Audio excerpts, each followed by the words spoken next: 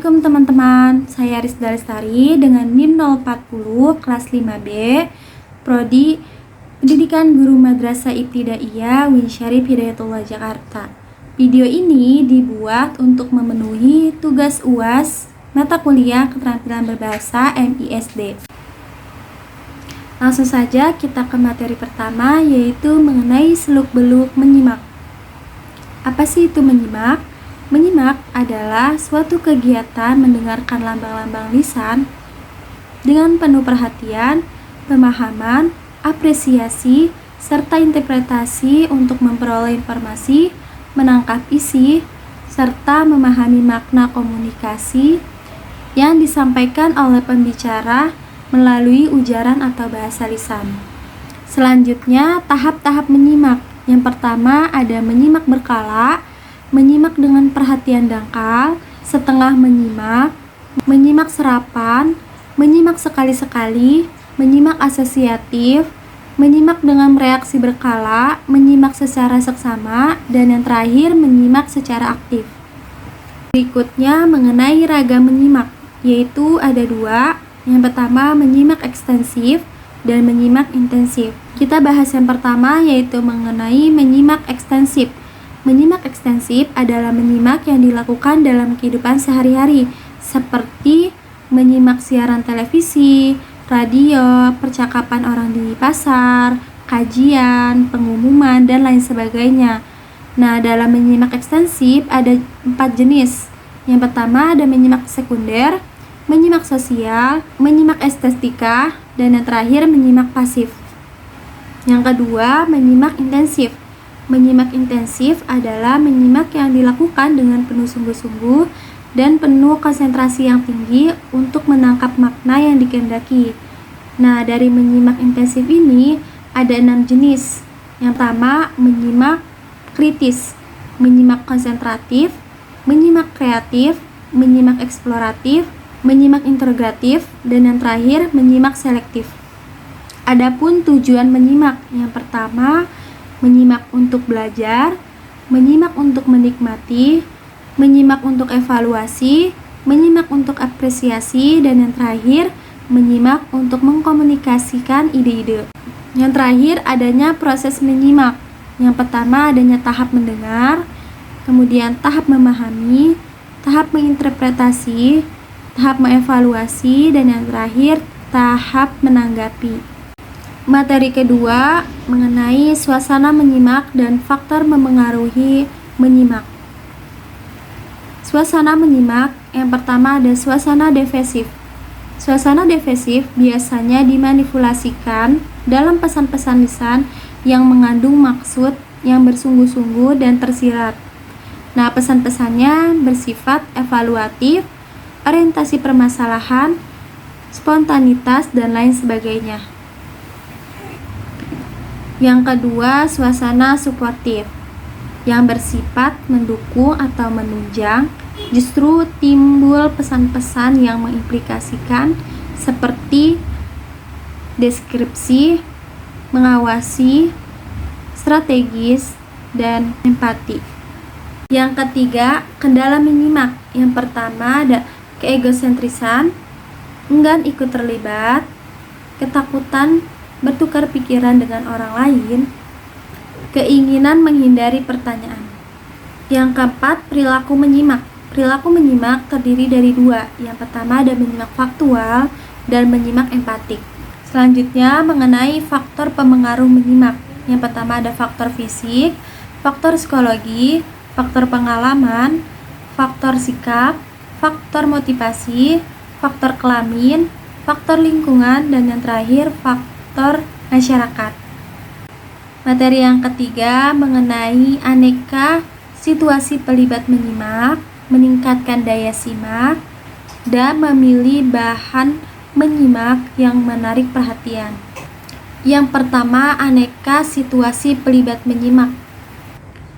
Dalam keterampilan menyimak, ada beberapa aneka situasi pelibat menyimak, yaitu menyimak dalam kehidupan dan kurikulum, menyimak petunjuk, keterangan, dan pengumuman, kemudian menyimak percakapan dan diskusi, menyimak laporan, dan yang terakhir, menyimak radio, televisi, rekaman, dan telepon. Yang kedua, meningkatkan daya simak. Pertama, sikap guru mempertinggi daya simak siswa. Diawali dengan prasimak, yaitu guru mengemukakan tujuan pembelajaran. Yang kedua, saat simak, yaitu guru meminta siswa untuk mendengarkan materi simak yang dibacakan oleh guru. Yang ketiga, pasca simak, yaitu guru dan siswa melakukan tanya jawab. Yang terakhir, guru memberikan tugas atau kegiatan lain untuk mengembangkan keterampilan menyimak. Yang kedua, upaya untuk menjadi penyimak yang efektif, yaitu menyimak dengan berkonsentrasi, menelaah materi simak, menyimak dengan kritis, dan membuat catatan. Yang ketiga, cara mengatasi kendala dalam menyimak. Yang pertama, menjauhkan sifat egosentris dalam menyimak. Yang kedua, sebaiknya tidak mempunyai rasa takut dan khawatir. Yang ketiga, sebaiknya menghindari atau meminimalisir kebingungan semantik. Yang keempat, aneka kaidah kemajuan menyimak. Diawali dengan penguasaan materi, percaya diri, berbicara sistematis, dan bergaya menarik. Kemudian, materi yang disajikan bersifat aktual, sistematis, bermanfaat, dan lain sebagainya. Lalu penyimak terkondisi dengan baik, konsentrasi, dan memiliki motivasi yang tinggi, situasi dan suasana yang kondusif, waktu yang cukup, tidak tergesa-gesa, dan yang terakhir, sarana dan prasarananya mendukung. Nah, yang terakhir, memilih bahan menyimak yang menarik perhatian. Dimulai dengan pemilihan tema yang terarah dan sederhana. Tema juga harus up to date. Tema juga perlu bersifat motivatif, sugestif, dan evaluatif. Tema yang dapat menambahkan pengalaman dan pengetahuan. Kemudian pembicaraan harus dapat menghibur, serta bahasa yang digunakan sederhana dan mudah dimengerti. Materi yang keempat mengenai seluk-beluk berbicara. Apa itu berbicara? Berbicara adalah alat untuk mengkomunikasikan gagasan yang disusun dan dikembangkan sesuai dengan kebutuhan penyimak atau pendengar. Adapun tujuan dalam berbicara, yang pertama untuk menghibur, untuk menginformasikan, untuk menstimulasikan, untuk menggerakkan, dan untuk meyakinkan. Adapun aspek-aspek berbicara, yang pertama ada bahasa, yang kedua ada penggunaan bahasa atau penguasaan bahasa, yang ketiga keberanian atau ketenangan, yang keempat kesanggupan menyampaikan ide dengan lancar dan teratur. Selain adanya aspek-aspek berbicara, tujuan berbicara, adapun tahap-tahap dalam berbicara. Yang pertama, persiapan, yaitu penentuan topik, tujuan, referensi, kerangka, dan berlatih. Yang kedua, pelaksanaan kegiatan berbicara. Adanya pembukaan, pembahasan, dan penutup. Yang terakhir, evaluasi. Nah, biasanya evaluasi ini adalah masukan atau saran-saran dari pendengar lainnya. Yang terakhir, relevansi berbicara, yaitu keterampilan menyimak, keterampilan berbicara, keterampilan membaca, dan keterampilan menulis. Materi kelima, hubungan berbicara dengan keterampilan lainnya. Yang pertama, hubungan antara berbicara dengan menyimak. Menyimak dan berbicara memiliki hubungan yang sangat erat karena keduanya merupakan salah satu aspek dalam bahasa, yaitu bahasa lisan.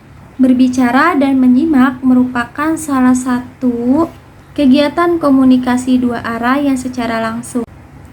Yang kedua, hubungan antara berbicara dengan membaca. Berbicara dan membaca terlibat aspek-aspek berpikir seperti mengingat, memahami, membeda-bedakan, dan membandingkan. Yang ketiga, hubungan antara ekspresi lisan dan ekspresi tulis.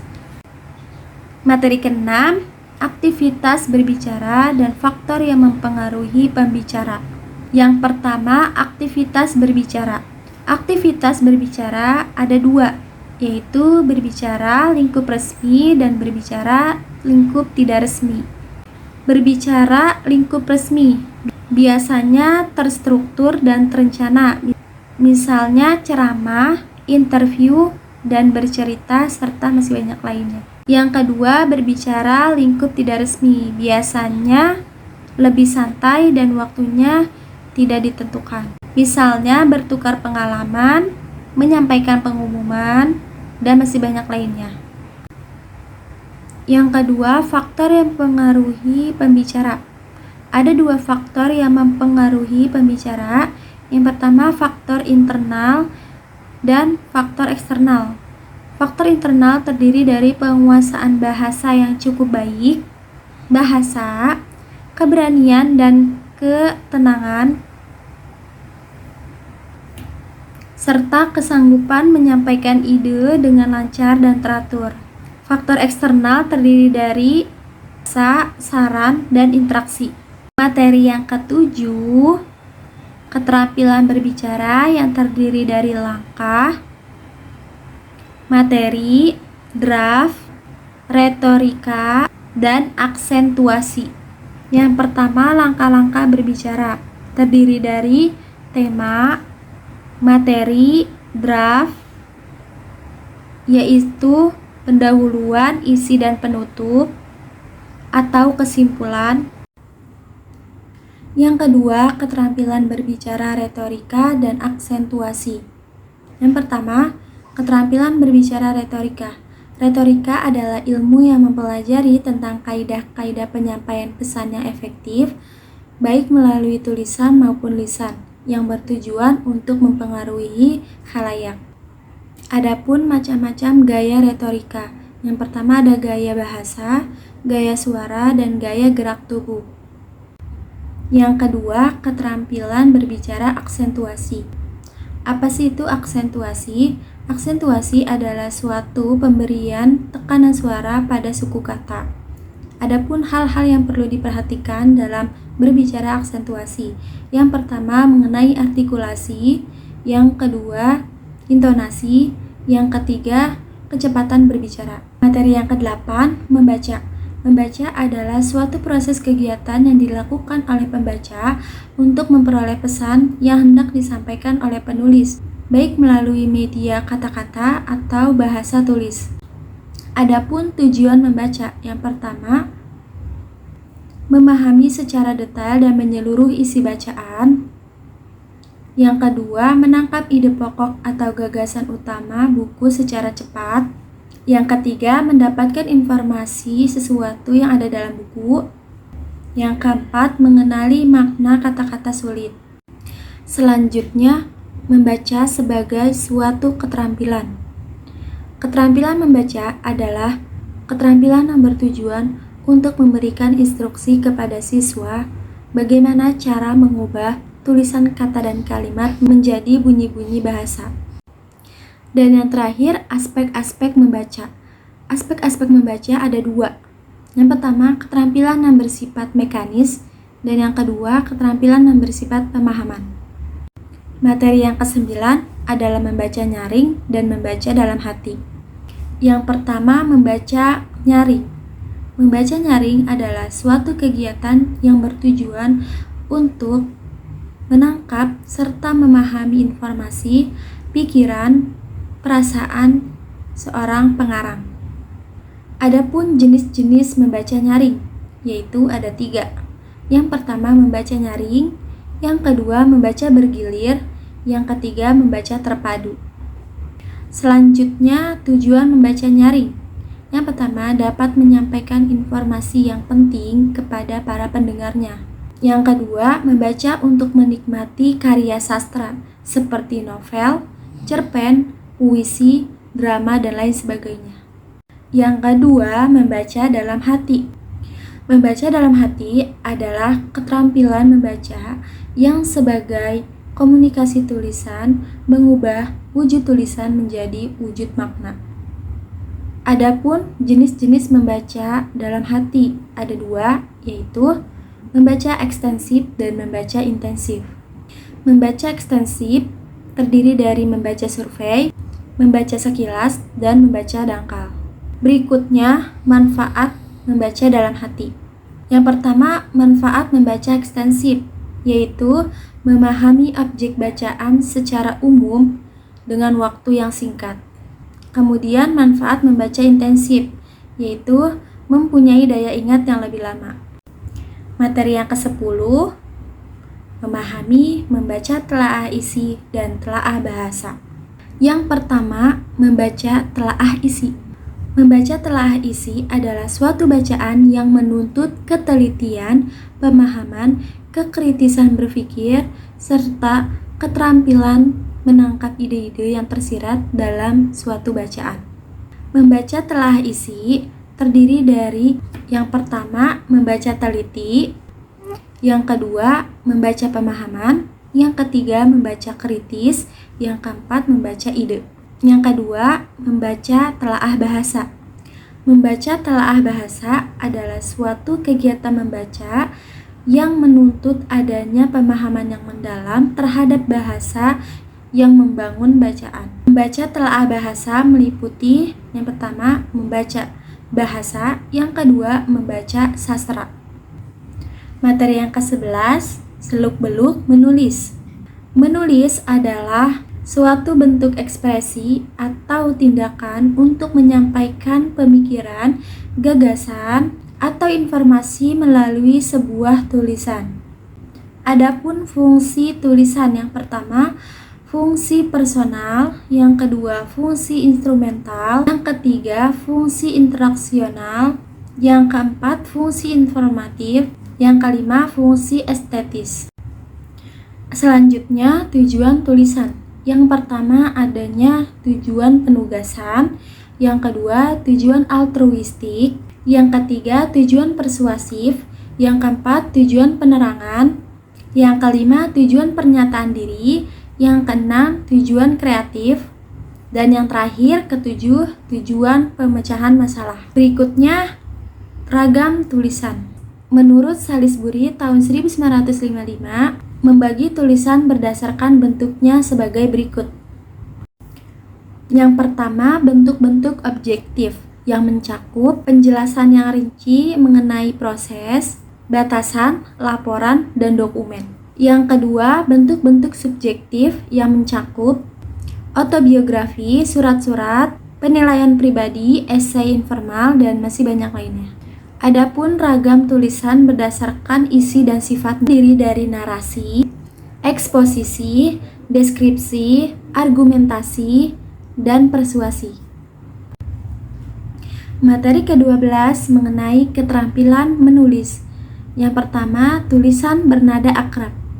Ciri-ciri tulisan bernada akrab ada dua. Yang pertama, kewajaran dan keterus-terangan. Selanjutnya, bentuk tulisan bernada akrab. Contohnya seperti buku atau catatan harian, cerita yang bersifat autobiografis, lelucon yang bersifat autobiografis, esai pribadi. Yang kedua, tulisan bernada penerangan. Tujuan tulisan bernada penerangan adalah nada yang bersifat informatif yang memberikan penerangan kepada orang lain. Selanjutnya, ragam tulisan peremian atau deskripsi dari bentuknya dibedakan menjadi dua, faktual dan pemberian pribadi. Yang ketiga, tulisan bernada penjelasan. Adapun makna dan tujuan tulisan bernada penjelasan. Yang pertama, makna dari tulisan bernada penjelasan yang bersifat eksposisi sebagai tulisan informatif. Sedangkan tujuan tulisan bernada penjelasan adalah memberikan penjelasan atau pemahaman kepada pembaca. Yang keempat, tulisan bernada mendebat.